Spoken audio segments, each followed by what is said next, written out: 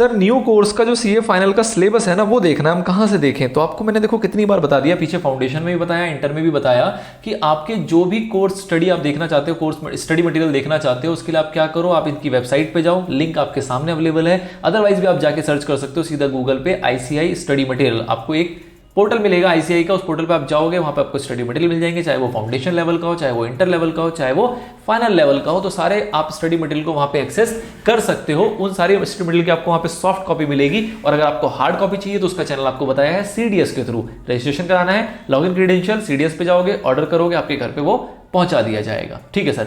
Exam pattern की बात करें सर, एग्जाम पैटर्न कैसा होगा? तो जैसा इंटर में था वैसा ही फाइनल में है, मतलब कि दो कैटेगरी में बांटा गया है। 30% वेटेज के जो क्वेश्चंस हैं वो होंगे आपके सिनेरियो बेस्ड, या आप कह सकते हो केस स्टडी बेस्ड, और जो 70% के क्वेश्चंस होंगे वो होंगे आपके डिस्क्रिप्टिव।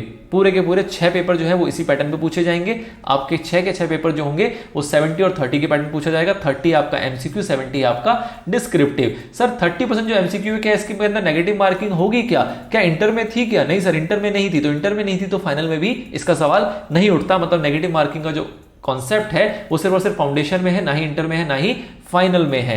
अच्छा सर, उसके बाद जो हमारा असेसमेंट है फाइनल एग्जामिनेशन का वो कैसे होगा? तो जैसा कि मैंने आपको बताया, जो आपके पहले 5 पेपर हैं वो आपके होंगे क्लोज्ड बुक एग्जामिनेशन, मतलब आपको किताबें ले जाने का अनुमति नहीं मिलेगी। आप एग्जाम हॉल में जाएंगे, पढ़ के जाएंगे, समझ के जाएंगे, और वहां पर अपना आंसर लिखेंगे, उसका एग्जामिनेशन आप देंगे। बट जो आपका पेपर नंबर 6 है, जो कि है इंटीग्रेटेड बिजनेस सॉल्यूशन, जिसके अंदर आपको अलग अलग प्रकार के केस स्टडी बेस्ड क्वेश्चन पूछे जाएंगे, वो आपका होगा केस स्टडी बेस्ड, और इसके अंदर आपको किताब खोलने की अनुमति दी जाएगी। This is open book examination, जहां पे आप किताब को यूज करते हुए, उसको रेफर करते हुए अपने एग्जाम को कंप्लीट करोगे, और उसके बाद आपकी असेसमेंट की जाएगी, आप कितने पानी में हैं, आपने उसको पास किया या नहीं। ठीक है सर, एमसीक्यू वाली बात हमने कर ली। नाउ पासिंग क्राइटेरिया क्या है सर? पासिंग क्राइटेरिया क्या है? पासिंग क्राइटेरिया हमने पीछे देखा था, जो इंटर में था वही यहां पर है, कुछ नहीं बदला। जो इंटर में था वही यहां पर है। पासिंग क्राइटेरिया हमने क्या देखा था कि हर एक पेपर के अंदर 6 पेपर है आपके कुल मिला के।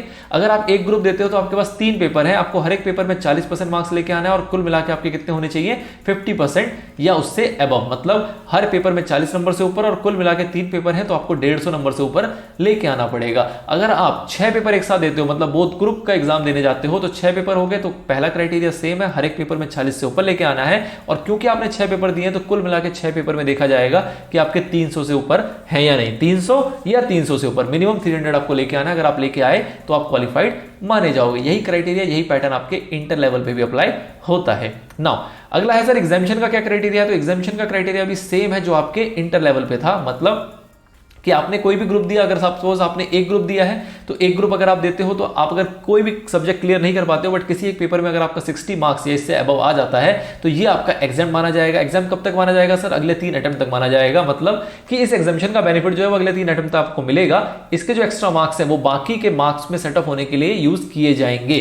बट एक बार आपके वो 3 अटेम्प्ट खत्म हो गए तो आपको ऑप्शन दिया जाएगा कि आप चाहो तो इस एग्जामिशन को कैरी करो, अदरवाइज आप चाहो तो इसको छोड़ भी सकते हो। अगर आप कैरी करोगे तो आप कर सकते हो, लेकिन रिमेनिंग पेपर में आपको इसको छोड़े बगैर, मतलब इसको बिना काउंट किए, एक पेपर में 40 और ओवरऑल में 50% आपको लेके आना पड़ेगा। इसको काउंट करने का ऑप्शन आपका चला जाएगा। और अगर आप इसको लैप्स करवाना चाहते हो तो आप कर सकते हो, और इसका एग्जाम आप दोबारा से लिख सकते हो। सेम पैटर्न पे आपको आगे एग्जाम देना रहेगा। मतलब मोटा मोटे तौर पे एग्जामिशन मिलेगी 60 से अबव, नेक्स्ट 3 अटेम्प्ट तक मिलेगा आपको उसका बेनिफिट, उसके बाद उसका बेनिफिट नहीं मिलेगा। चाहो तो आप एग्जामिशन रखो, चाहे तो ना रखो। ठीक है सर।